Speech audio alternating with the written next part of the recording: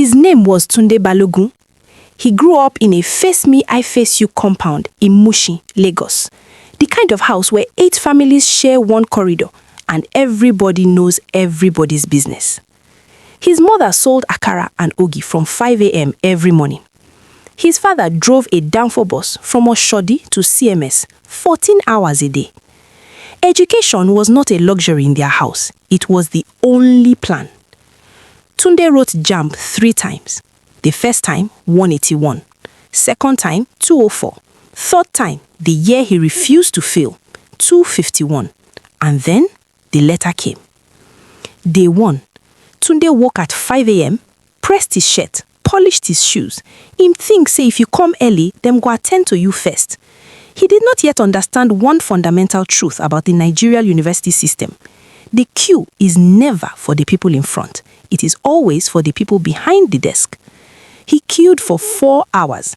When he finally reached the window, the woman behind the desk looked at his documents, looked at him and said, "This photocopy no clear. Go and redo it. Next." And that was it. Back to the beginning. This is the first lesson the Nigerian university system teaches you, and it teaches it on day 1. Patience is not optional. The system will grind you. It will test your endurance before it tests your intelligence. The ones who graduate are not always the smartest. They are the most resilient. At the photocopy shop, a tiny wooden kiosk beside the faculty building, Tunde met 2 people who would change everything. Sade, who already had her documents laminated, 3 copies each, color-coded by category, and Bayo, who was not making photocopies at all. He was telling the kiosk man which staff's signature to forge. Mr. Fashola had been lecturing engineering mathematics for 22 years. He used the same yellowed notes. He wrote the same equations on the board, and he had one favorite sentence that he delivered at the start of every semester. 60% of you will not pass this course. That is not my problem. That is your problem. Here is what nobody told Tunde before he got to university.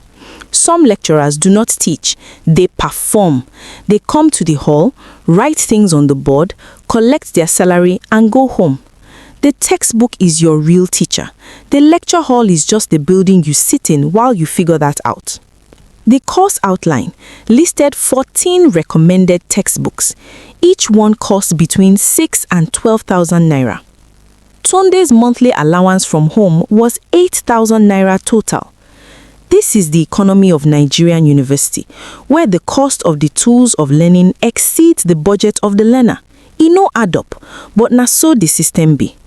Bayo introduced Tunde to the PDF economy, a network of WhatsApp groups, USB drives passed between hands, Telegram channels, and shared Google Drives, where every textbook, past question, and solution manual in existence could be found for free. The system was broken. The students had built a parallel system inside it. In the Nigerian university system, some courses have a lecturer on paper and a ghost in reality. PHY 101 had been registered under Dr. Adeleke. Dr. Adeleke had not entered the lecture hall once in 8 weeks, but the CA test date had arrived. The course would still be examined. Na so the system be. Sade had already organized a student study group after week 2. Every Tuesday evening, 6 students in a room, teaching each other from the textbook. She no waits for anybody. She understood something Tunde was still learning. In a system that may not show up for you, you must show up for yourself. CA morning. Tunde had studied. He had attended Sade's group. He had read the textbook. He felt for the first time ready. Then the invigilator walked in, placed the question paper on the table, and Tunde turned it over. The questions were from a completely different syllabus. Topics no one had covered, not in class, not in the textbook. Mr. Fashola had set questions from his private notes that he never shared. After the test, Sade sat beside Tunde on the steps outside. He was quiet. Then she said, "Tunde, in this school, information is currency. Past questions, lecturers' old notes, what topics them they favor, na data. And data na power. You don't wait for the system to give you information. You go and find it. That was the most important lecture Tunde received in year 1. First semester. Results. Tunde passed 5 courses. He failed 1, Mr. Fashola's engineering mathematics. Grade D. He needed a C to pass. It was a carryover. In the Nigerian system, a carryover does not just mean you failed a course. It means you carry that course like a stone in your bag into the next semester and the next year until you pass it. It follows you. That night, Tunde called his mother. He did not tell her about the carryover. He said, "Mama, I dey fine. School dey go well." Then he stayed quiet for 30 minutes after the call. Some burdens are too heavy to give to the people who have already been carrying too much for too long. The next morning, Tunde went to Sade. He said, "Teach me all of it from the beginning." And Sade, who had her own 4 courses to prepare for, said yes, because the Nigerian University does this too. It forces students to become each other's teachers. The system's failures create the students' strengths. Year 3. Industrial Training, SIWES. 6 months in a real company. Tunde got placed at a power distribution company in Lagos. First week, his supervisor handed him a fault analysis task and said, "Solve am." Tunde opened his mouth to recite the theory from his textbook. His supervisor looked at him and said quietly, "Young man, theory is the map. This is the territory. They are not the same place." 6 months later, Tunde could do things that no lecturer had ever taught him. He could read a fault log. He could identify a load imbalance from a meter away. He could communicate with engineers twice his age. SIWES did in 6 months what 4 years of classes had struggled to do. It connected knowledge to purpose. He finally understood why he was studying what he was studying. Final year. The project supervisor assigned to Tunde was, of course, Mr. Fashola, the man who had given him his first carryover. The universe, as they say, has a sense of humor. But Tunde was not the same boy who had sat in that hall in year 1, copying equations without understanding them.